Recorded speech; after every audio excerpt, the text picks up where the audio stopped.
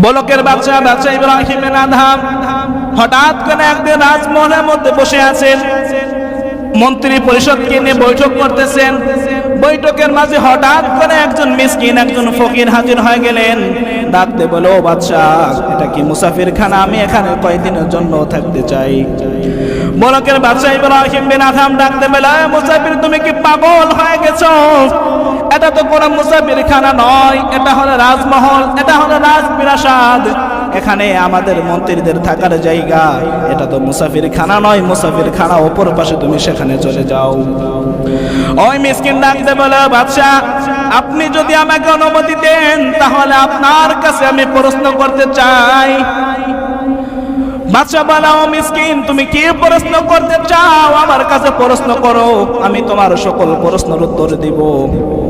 ওই ফকির মিসকিন ডাকতে বলো, বাদশা মহোদয়, আপনি যে চেয়ারে বসে আছেন, এখানে বসার আগে এই চেয়ারটা কার ছিল?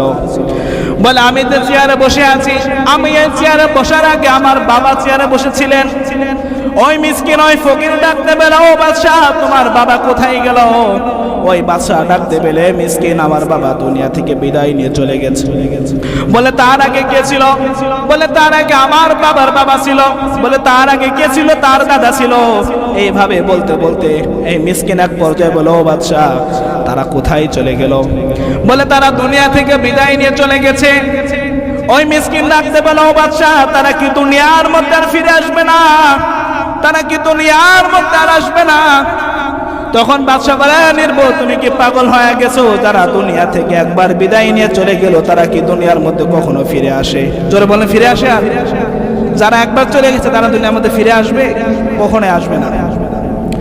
ওই মুসাফির ডাকতে বলে, ও বাদশা, তোমার বাবা দুনিয়া থেকে বিদায় নিয়ে চলে গেল, তোমার দাদা দুনিয়া থেকে বিদায় নিয়ে চলে গেল, তুমি বাদশা কিভাবে এখানে 40 বছর থাকবা? তুমি বাদশা এখানে কিভাবে থাকবা? তোমার তো কোনো গ্যারান্টি নয়। তাহলে এটা মুসাফির খানা না হয় এটা কি হবে?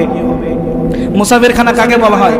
যে আমি কিছু সময়ের জন্য অবস্থান করতেছি। কি করতেছি? আমি কোথাও গেছি, হঠাৎ করে রাত হয়ে গেল, কিছু সময়ের জন্য একটা জায়গায় আমি অবস্থান করতেছি, সেটাকে মুসাফির খানা বলা হয়। দুনিয়াটা ঠিক মুসাফির খানা।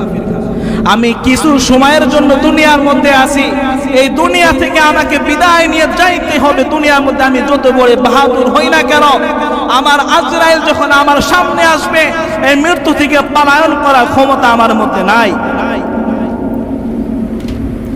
এই দুনিয়ার জন্য আমি যত পাগল হব, ততই ক্ষতি হবে আমার। যদি দুনিয়ার মধ্যে আমি লাভবান হতে চাই, তাহলে আল্লাহ তাআলার রাস্তায় চলতে হবে।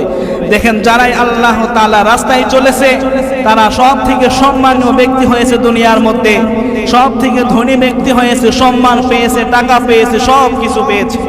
এমন একজন আল্লাহর ওলি দেখান তো, যে সে দুনিয়ার মধ্যে থাকা অবস্থায় আল্লাহর ওলি ছিল, কিন্তু তার অর্থ সম্পদ ছিল না।